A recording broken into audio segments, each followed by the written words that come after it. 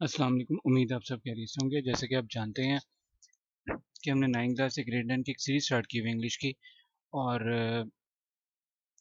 हमारा यूनिट 8 चल रहा है, stopping by words on a snowy evening. बारी की शाम, जंगल में क्याम। मैं आपको बता दूं वीडियो को स्टार्ट करने से पहले कि हमने टाइम स्टैम्प सेट कर दिए हैं वीडियो के डिस्क्रिप्शन में, वीडियो के कमेंट सेक्शन में, वीडियो के बॉटम में भी शो हो रहे होंगे। आप डायरेक्टली जंप कर सकते हैं। ठीक है जी। सेकंड स्टैंजा है हमारा, लेकिन इससे पहले एज यूजुअल हम मीनिंग्स को एक दफ़ा देखेंगे और सिनोनिम्स को। ये वर्ड्स हैं, इन वर्ड्स के अंग्रेजी में मुतादिब अल्फाज दिए हुए हैं, इन वर्ड्स के उर्दू में मतलब दिए हुए हैं। ठीक है।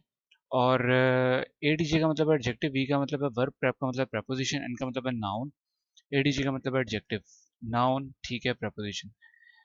अच्छा जी, एक दफ़ा पढ़ लेते हैं। लिटिल, स्मॉल, टाइनी, छोटा, क्वीर, स्ट्रेंज, अनयूजुअल, अजीब, अनोखा, स्टॉप, हॉल्ट, स्टे, रुकना, विदाउट, लैकिंग, नॉट हैविंग के बगैर, farm house, homestead, ranch house, farm घर, ज़रूरी ज़मीन के साथ रहने का जो मकान होता है।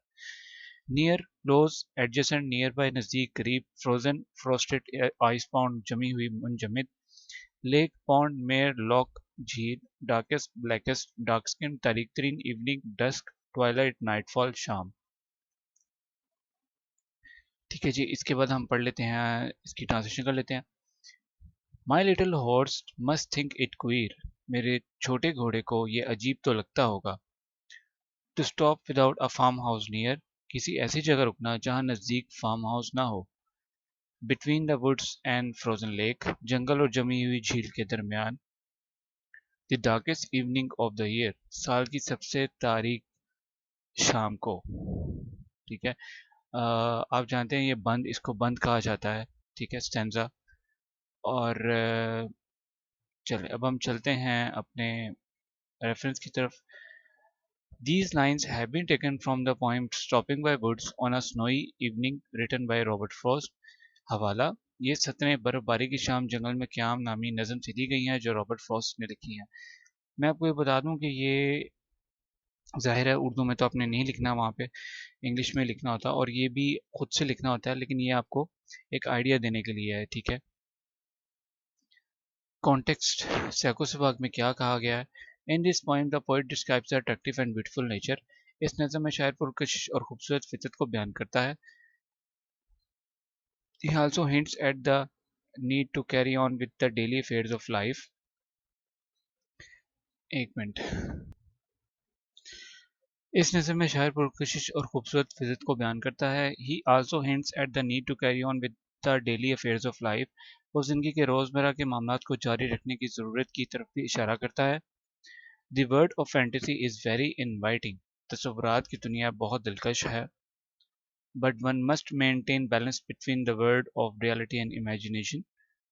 लेकिन इंसान को हकीकत और तख़य्युल की दुनिया के दरमियान तवाज़न बरकरार रखना चाहिए। पैराफ्रेज क्या है, तावील में क्या लिखा है। My little horse must be thinking it's strange to stop at a place where there is no farm house near by. मेरे छोटे गधे को अजीब लग रहा होगा कि वो ऐसी जगह रुक जाए जहाँ करीब कोई फार्म हाउस ना हो। We are standing between the woods and the frozen lake. हम जंगल और जमी हुई झील के दरमियान खड़े हैं। It is the darkest evening of the year. इस साल की सबसे तारीख शाम है। एक्सप्लेनेशन, वजाहत में क्या कहा गया है। The poet's little horse finds it strange to stop at a place where there is no farm house near by. शायर के छोटे घोड़े को इस जगह रुकना अजीब लगता है जहाँ करीब कोई फार्म हाउस नहीं है। It is the darkest evening of the year. ये साल की सबसे तारीक शाम है। They are standing between the woods and the frozen lake.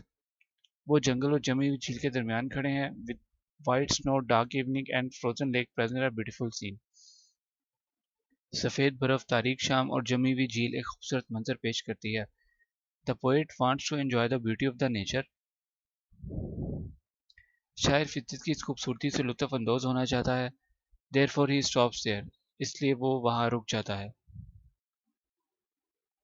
ठीक है जी। कल का आपने मुझे बताया होमवर्क किया है या नहीं किया। आप कमेंट्स में बताएं।